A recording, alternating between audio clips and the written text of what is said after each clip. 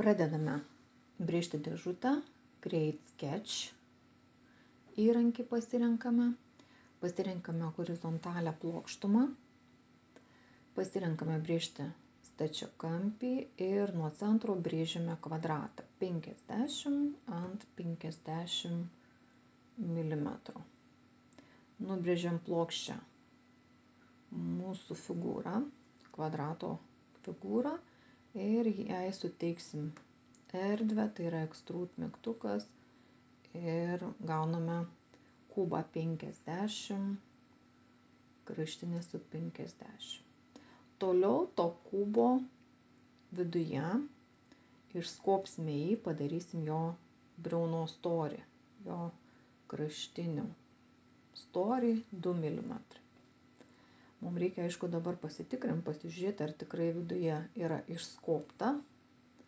Ir galim tai pasitikrinti su Inspect mygtuku. Štai turim tokį viduje tuščią kubą.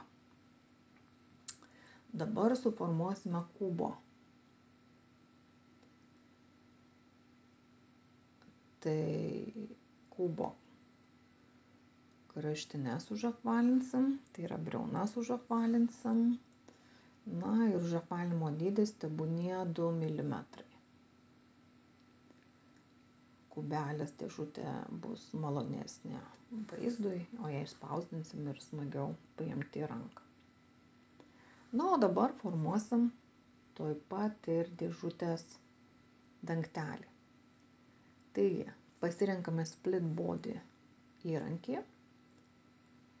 Ir prieš tai, aišku, dar būtų gerai susiformuoti įrankį, su kuriuo mes norėsim padalinti. Šiuo atveju mūsų padalinimo įrankis bus papildoma plokštuma. Plokštuma nuo apačios nutolusi 30 mm. Štai mes matom tą plokštumą.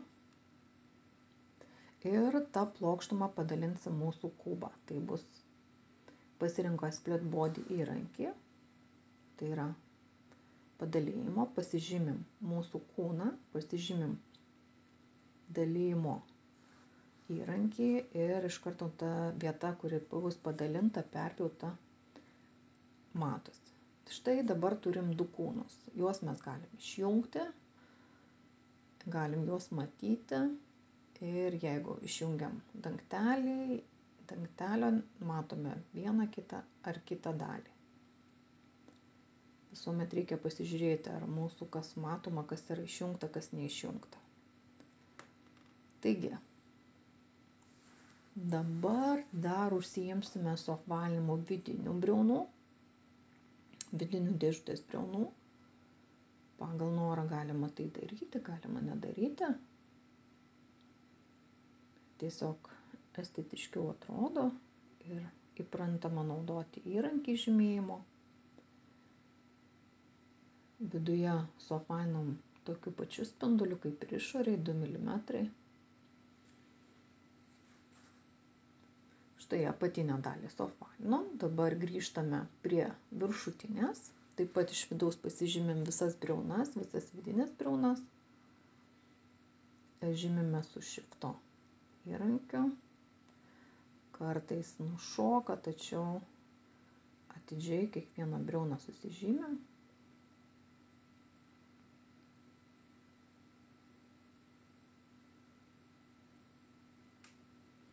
Ir taip pat parenkame spindulį 2. Taigi, grįžtam, pasižiūrim, kaip atrodo mūsų dėžutės visos dalys, 2 dalys atskiros. Ir dabar nubrėšime sujungimo kraštelį. Pradedame brėžti ant apatinės dėžutės viršutinio krašto. Su Project mygtuku mes tiesiog pasižymim, kad mūsų taškai viršutiniai priklauso projektui ir padarome atitolimą nuo vidinės briaunos viršutinės. Padarom 1 mm, 0,8, vienas gal šiek tiek per daug. Ir štai šitą juostelę aplinkui iškeliame į viršų su Extrude mygtuku. 4 mm liktai ir užtenka pradžiai. 3 gal korektiškiau. Štai bus toks sujungimas per tokį iškeltą kraštelį, tačiau kol kas dar nėra padarytas detalių sujungimas. Jeigu mes dabar pasitikrinsim su Inspect mygtuku, mes matom, kad vienas kūnas tiesiog užeina ant kito, tai ne visiškai korektiškai, sakykime, visiškai nekorektiška. Todėl dabar naudosim vieną labai įdomų įrankį Combine. Tai yra, iškirsim tą kraštelį viršutiniame kūne su Combine įrankiu. Pasižymim ir spaudžiam OK. Ir dabar galim pasitikrinti, kad dabar labai aiškiai matosi, kur priklauso dalis viršutiniam kūnui, kuri apatiniam. Galima įsijungti ir išjungti apatinį.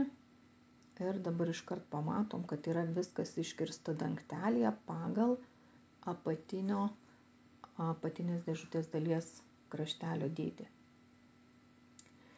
Vienas dalykas dar, ypatingai jeigu atspausdinamas yra objektas, tai yra, kad nėra palikta jokio laisvumo dangteliui uždėti ant apatinės dalies.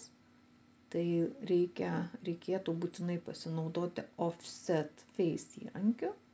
Ir vat štai tą dalį, kuri turėtų užeiti, užsidėti, reiktų kokį 0,1, 0,2 dydžiu tiesiog atitraukti. Mums reikia minus, todėl kad turim sumažinti. Minus 0,1. Ir dabar jau viskas bus puiku, dangtelis laisvai galės užsidėti ant dėžutės. Ir kad būtų dėžutė kažkuo įdomesnė, pabandom ją dekoruoti. Dekoruosim pačią paprasčiausią turbūt figūrą. Pirmiausia, pasirinkam projektą, kad mūsų viršus priklauso šitam brėžiniui. Nusibrėžiam dar rėmelį, kuriame brėšime patį ornamentą dėžutės dangtelio. Ir tiesiog panaudosim apskritimo detalės papuošimą. Galim susigalvoti, kokias norim. Šiuo atveju pačias paprasčiausias. Tiesiog, kad atsirastų įpratimas naudoti tam tikrus įrankius. Visas šitas detalės išdėliojom šiokiu tokiu eiliškumu, nes dar panaudosim dar vieną atkartojimo įrankį. Taigi rankomis jokių didelių kažkokių tikslių matavimų gal nedėliosim šį kartą. Pasižymim visus objektus ir Rectangular Pattern. Ir įrankį pasirinkam ir simetriškai atkartosime į viršų ir į apačią po vieną tą apskritimų juostą. Gal kompoziciškai kiek ir nuobodokai atrodo, tačiau mums svarbu išmokti naudoti įrankiais. Tai yra atkartojimas, eiliškumas. Taigi, kas išeina už rėmelio, mes tą ištriname detalę. Ir dabar tiesiog padarysime ažūrinės iškirstas kiaurymės dangtelio viršuje. Mūsų dangtelis bus su ažūrinėm iškirstom linijom. Spaudžiam E raidę, Extrude programą įsijungiam ir iškertam tiesiog skylutes. Galima dar būtų užapvalinti kraštelius ar dar kažką parinkti. Šiuo atveju turim štai tokią dėžutę. Kitas labai svarbus dar dalykas, galim pasižiūrėti iš kitų vietų.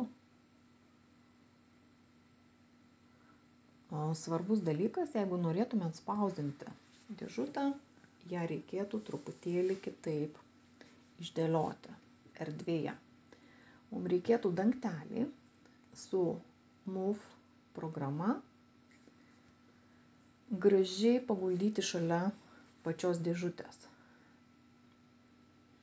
Tiesiog galim valdyti arba už rodiklių paimant, arba tiesiog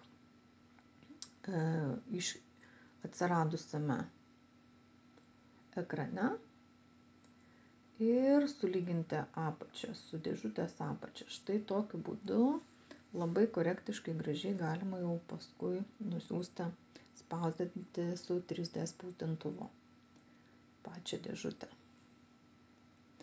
Na kągi, paruošėm pilnai brėžinį. Tai galėtų būti baigtas kažkokios paprastos mažos dėžutės pavyzdys.